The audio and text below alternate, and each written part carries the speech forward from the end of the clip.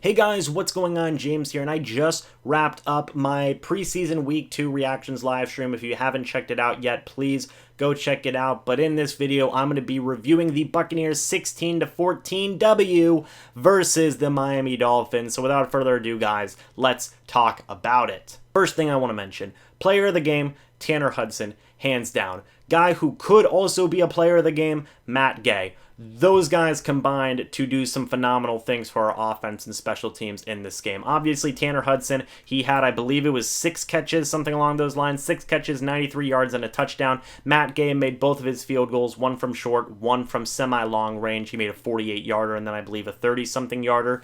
Those guys did phenomenal. Absolutely phenomenal. 2 of the top players on offense and special teams and just in the team in general in this game. Tanner Hudson, he's my player of the game. And guys, I want you to join me. Okay, I want you to join the movement of Tanner Hudson making this roster and Tanner Hudson potentially being the 3rd tight end on this roster. Tanner Hudson looked good in blocking in this game. He looked good as a receiving target. We all know this is the 2nd game in a row where he's had over 90 yards receiving and a touchdown and over 5 catches. You can't argue it anymore. Tanner Hudson should be on this roster. Tanner Hudson should have a legitimate shot to be the 3rd tight end. And I know there have been people out there who have said, it's Anthony Auclair, it's Anthony Auclair. There's nothing that can be said. It's Anthony Auclair. Join my movement. Join my Tanner Hudson 3rd tight end movement because it is a legitimate thing. I'm here to tell you right now. Player of the game for me, Matt Gay, game winner. You know, as time expires, looked phenomenal. He did a really good job as well. A couple more guys on the offensive and special teams side of the ball that impressed me. Cairo Santos looked good in his own right, obviously, with Matt Gay being Matt Gay. It seems like the kicking competition is over in a way, in a sense. Obviously, we'll have to wait and see. I'm not going to say obviously too much in this video, don't worry, but we do have to wait and see what's going to happen. If Matt Gay just completely disintegrates, you're going to have to go look and see what you have in Cairo Santos. But for now, I think that you could even legitimately consider the possibility of trading Cairo Santos. He's looked very good in his own right. He made all of his kicks in this game. He did not do anything bad. He looked good. Bradley Pinion got a lot of punting action as well. I didn't see anything particularly bad with him. He looked like a pretty decent punter. And then finally, the last 2 guys I want to talk about, Ryan Griffin and Dare Ogunbowale. Dare Ogunbowale, I'm pretty sure he's pretty much entrenched as that 3rd running back right now. I will talk about Andre Ellington in a little bit. He had, I believe, 88 yards from scrimmage, both running and receiving. He had a really nice screen running back pass play that should have been a touchdown if he wouldn't have tripped over himself, but it is what it is. He still had a really good game. And then Ryan Griffin, 2nd game in a row where he's had over 200 passing yards and a touchdown and no interceptions. He's been clean.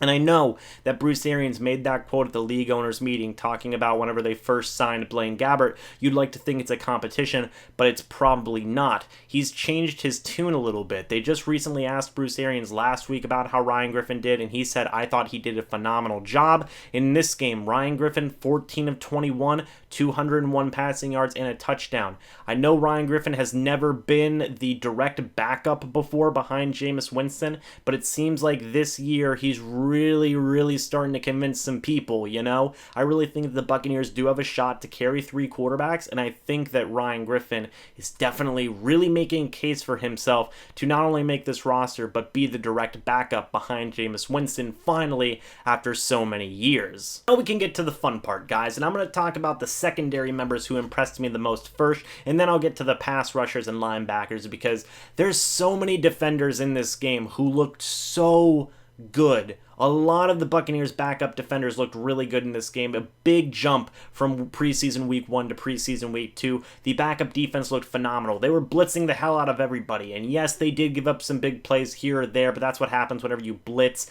But man, they sent the pressure. They sent the pressure hard. A lot of people got some sacks. A lot of tackles for loss. They looked very good in the run game at very certain points as well. So this backup defense did a really good job. Same with the starting offense as well.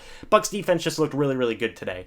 But a couple of secondary members that I want to talk about goes as follows. John Battle, who had a couple of nice pass breakups, especially towards the end of the game. I thought he did a really good job, especially for him not being on the team too much. He's only been on the team for, I believe, a couple of weeks now, maybe 1.5 weeks.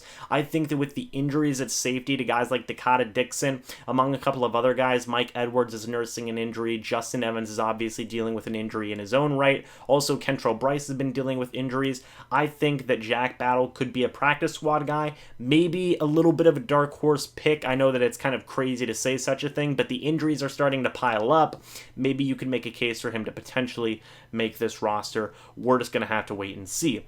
Another guy who impressed me on the defensive side of the ball for secondary was Jamel Dean. Jamel Dean obviously had the interception today and looked really darn good in that right. He's a rookie. He's doing some good things. This is his first game back from injury, so I was very impressed to see him, and I think that he really made a good case for himself today to be possibly in a good kind of cornerback rotation right now, because not only did he have that interception, but he also had some really nice coverage as well. Also, another guy who impressed, not just in coverage, but also making some open field tackles was MJ Stewart. I thought that he made a couple of really nice plays as a special teams guy and just making tackles in general. I know there's been a lot of pressure on MJ Stewart since he was drafted. Obviously, last year was not his best rookie year, but I think that he's been making some really good plays so far in training camp, in preseason, whatever have you. He's been getting really good at tackling, so that's been a very encouraging thing to see, and I think that we can expect some pretty decent things from MJ Stewart at the start of the regular season. Now I want to talk about the rest of the defense that impressed me. And, you know, there were some guys who made a little play here, a little play there. Guys like William Golston, he made a couple of really nice run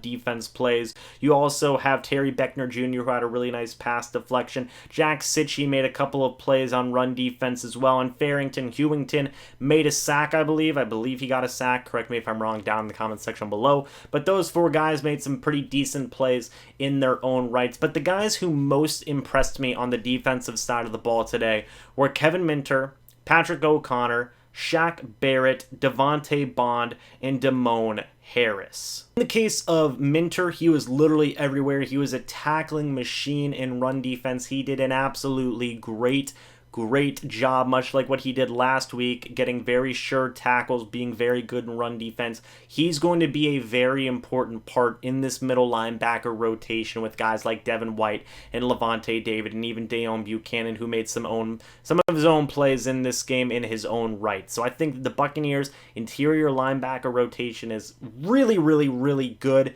And you also got to think that Devontae Bond showed up in this game. Devontae Bond did a phenomenal job. Same with Kevin Minter. They were both getting a lot of pass rush, and even in the case of Bond, he did end up getting a sack as well. He had a pass deflection. He had a couple tackles for loss. Devontae Bond did really good in this game.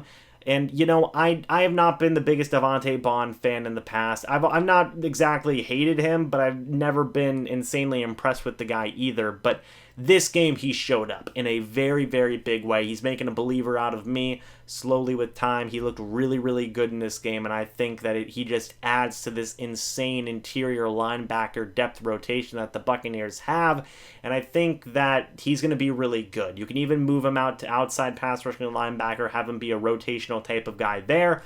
The Buccaneers linebacking core is really good. And then you also got to consider the outside pass rushing guys. Patrick O'Connor, Damone Harris, both had some really nice pressures in their own right. I believe Damone Harris had a penalty against Ryan Fitzpatrick, but still, aside from that one thing, they both had a couple tackles for loss and a sack each. And then finally, Shaq Barrett. My guy. Shaq Barrett's my guy. You know, he had, I believe, a sack and a half this game. He had some really nice pressure, some really good pressure. I think that he's going to be a starter in this defense with Noah Spence. Both those guys are two of my top favorite guys on this Buccaneers defense right now. And man, he looked really good, along with almost the entirety of this Buccaneers defense in terms of the linebacking core and the defensive line. Just looked really solid, did a phenomenal job. And Barrett, Minter, O'Connor, Bond, and Harris, those were five of the guys who were really leading the way. I want to talk about some guys who did not impress me in this game, and it's not a lot of them, but I do think it is semi-important. You have Cole Bouger, who just got beat multiple times in this game, did a very, very poor job. So did Donovan Smith as well. I will say that he did get beat a couple of plays, although the field was a little bit more slick when he was out there. In the case of Cole Bouger, he just got flat out beat. I don't think Cole Bouger is going to make this roster. This is the second week in a row that I've just been insanely disappointed with him. He didn't do a good job, in my opinion. Zach Bailey didn't do a very good job, in my opinion, either. Had a holding penalty here, had a blown coverage assignment there. He could have done a lot better as well.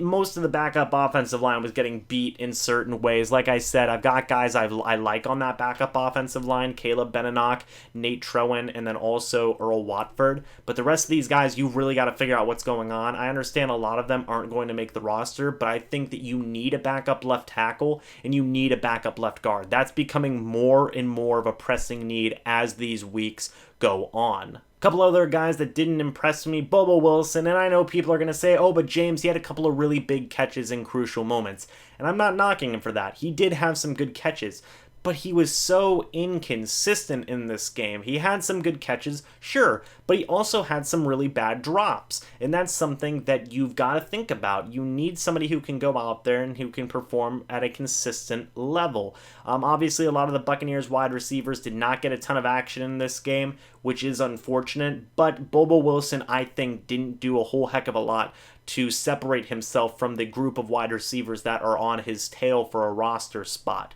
So that was a little disappointing. Also, I wasn't too impressed with running backs Bruce Anderson and Andre Ellington. They didn't do a whole lot when the ball was in their hands. And I know you can totally chalk it up to that backup offensive line, which I am going to chalk that up a little bit to the backup offensive line. But I will say that they were both a little bit underwhelming in the receiving game as well. I think they could have done a better job catching the ball and making their own space in the open field. They didn't necessarily do that, which was a little disappointing to see. And finally, Blaine Gabbert. I was not particularly impressed with how Blaine Gabbert played in this game. He finished the day with, I believe, 12 attempts and 5 completions for 42 yards. Yikes, less than 50% completion percentage. Not very good, especially whenever you've got Ryan Griffin going out there for the past 2 weeks and lighting it up and making some plays and moving that offense. We've got to see more from Blaine Gabbert as the backup quarterback and see what he can really do. He's got to make some plays, otherwise his backup job could seriously be in some jeopardy. Guys, that's it for this video. Let me know what you think about all of this down in the comment section below. Who is your player of the game? It's Tanner Hudson for me. I will get you guys in on my movement. Don't you worry. Tanner Hudson, third tight end. It's gotta freaking happen. Who did you like on the offensive side of the ball? Who did you like on the defensive side of the ball? Who did you like on special teams? And then who did you dislike at all 3 phases of the game as well? Let me know what you think about all of this down in the comment section below. I hope you guys all enjoyed, and I hope you all enjoyed that Buccaneers W. But until the next video or the next live stream, I'll see you guys in the next one. But until then, and as always, guys, goodbye for now, and go Bucs.